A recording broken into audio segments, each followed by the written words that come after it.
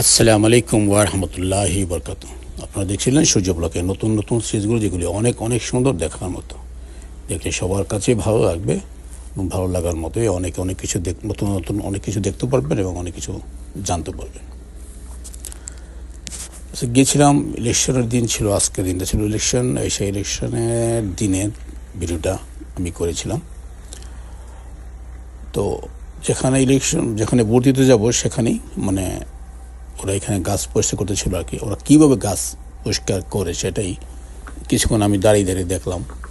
যেহেতু আমার আগে অনেক অনেক লোক ছিল, সেজন্য আমি ছিলাম বাইরেই আর কি। যে ওটা চোখে পড়াতে তো চিন্তা করলাম, কেননা এটা আমি রেকর্ডিং করে আপনাদের মাধ্যমে ছড়িয়ে দিই, কারণ আপনারাও দেখুন আমাদের এখানের উন্নত দেশের উন্নত রকম কাজগুলোই আর কি। এই পুরো রাস্তারই ওরা কাটবে। তো এখানে কাটতেছিল, সেটা আমার সামনে পড়ার কারণে আমি দেখলাম যে ওরা কীভাবে কী করতেছে। দেখেন, গাছটার ঢাল কাটতেছে, সাথে সাথে ফাঁকি করে ওইটা গাড়িতে নিয়ে যাচ্ছে। কোনো রকম চিল্লাচিল্লি দৌড়াদৌড়ি কোনো কিছুই নাই, একেবারে নর্মাল। জাস্ট ওই গাছের নিচের জায়গাটা একেবারে ঘেরে করে রাখার জন্য কেউ ঢুকতে না পারে। আর সে ডাল কাটতেছে, অন্য একজনে সে ডালগুলো মেশিনে দিচ্ছে, সেখানে মেশিনে গাছগুলো সব ফাঁকি হয়ে যাচ্ছে। সেটাও গাড়িতে অটোমেটিকলি চলে যাচ্ছে। সিস্টেমটা এরকম আর কি। না দেখলে তো বোঝা যায় না ওরা কীভাবে কাজ করে, তাই না? আমাদের দেশে একটা গাছ কাটতে গেলে তো অনেক পাবলিকের সামনে থাকে, এদিকে যাও, কত চিল্লি, অনেকে দেখতেও আসে। রশিদা বাদ দেয়, ওদিক যেন না পড়ে যায়, তাই না, এদিকে যেন আসে, নানান কাহিনী।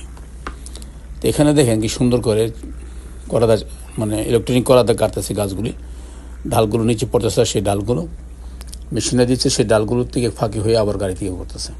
কোনো হই হল্লা চিল্লাচিল্লি কোনো কিছুই নাই। তো এটা আমি দেখলাম আর কি, চিন্তা করলাম কেননা এটা আমি আপনাদেরকে শেয়ার করি।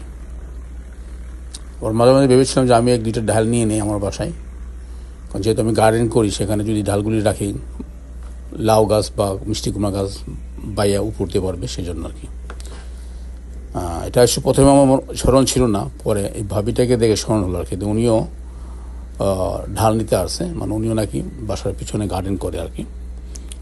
তো গার্ডেন করতে গেলে তো একটা লাউ গাছ বাঁচতে গেলে মোটামুটি একটা মাছা তৈরি করতে হয়, কিন্তু এই ডালগুলি যদি থাকে তাহলে আর সমস্যা হবে না, গাছগুলি এখানে বাইতে পারবে।